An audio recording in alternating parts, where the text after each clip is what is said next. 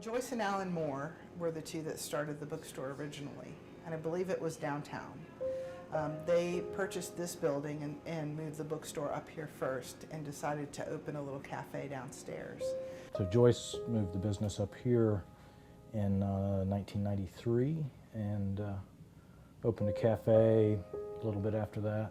And she, after a few years, she decided she really wanted to focus on books and not so much on food, so she spun off the cafe space to a couple other folks that have run that as a separate business. So. And they decided just to close the cafe. So a relative of theirs wanted to rent the space and make it into a big full-service restaurant. So they built out the bottom half of the restaurant and it became Spring Street Cafe for 11 years. And Spring Street served local organic foods. They had table service. It was really nice cafe, and that went until October of 2010.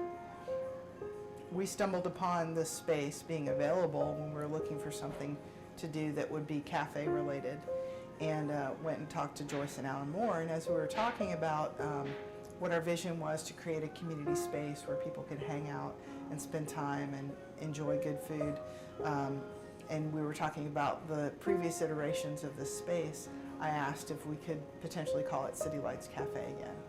And so we brought Chris, who was the new owner of the bookstore, in, and all decided it would be great because the vision was the same and we could have a lot of benefits from the co-marketing together.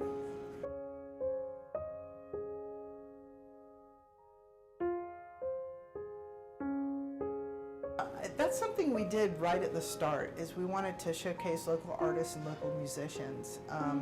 We found out pretty quickly that there was a lot of originality and creativity in this area, especially with the students at Western. So every month we have a different artist who comes in and puts their art on the wall. We have a reception for them the first Friday of the month, and then Silva has a second Friday art stroll.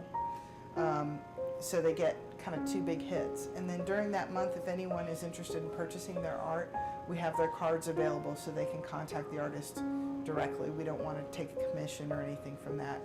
They give us a lot of benefit by having their art on the walls and making it beautiful. So we want them to be able to be compensated for their art as much as possible. So that's how we started with the art. And then with the musicians, it was interesting because we were trying to decide whether we were going to pay for licensing to be able to have cover bands, and there's so many original artists here in Silva that write their own music that we felt like we didn't have to do that, that this would be a place where people could come and showcase their own music and you know, get people into that, so it's been fun. But certainly Joyce, early on in the 80s was doing author readings. I remember Catherine Beyer reading, who later on became one of our poets laureate for North Carolina. She read from a couple of her early collections at City Lights, and oh yeah, long tradition, author readings, and that's a big part of the way I think that we connect, particularly local authors with readers. Tom Robbins of, let's see, even Cowgirls Get the Blues fame.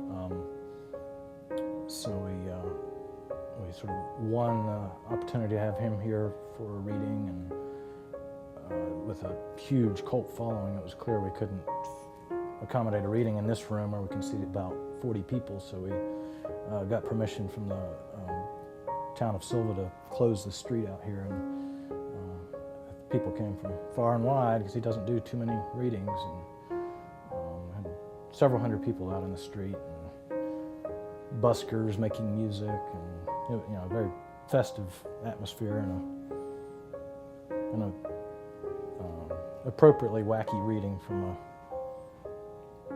pretty eccentric and neat author. So we're in a culture that's changing and has been changing over the past 10 to 15 years, where, you know, banks are buying up each other and you don't have a lot of local community type businesses anymore. You have a lot of franchises out there. We wanted to have something where we could have employees who could make a living wage and be able to stay here and still work here. We wanted to have a place where people could gather and enjoy and meet up with each other. We wanted to have a place where fundraising could happen, and really just support the local community in which we live by purchasing, locally made cheese and locally brewed beer and coffee and produce from farmers and things like that. And I think that that's really coming together, and it has come together over the past 4 years for us. So we like to continually put that out there on our t-shirts, on our mugs, on our backdrops, that let's all go out there and love our communities, because there's so much we can do to build it if we just put a little bit of attention on it.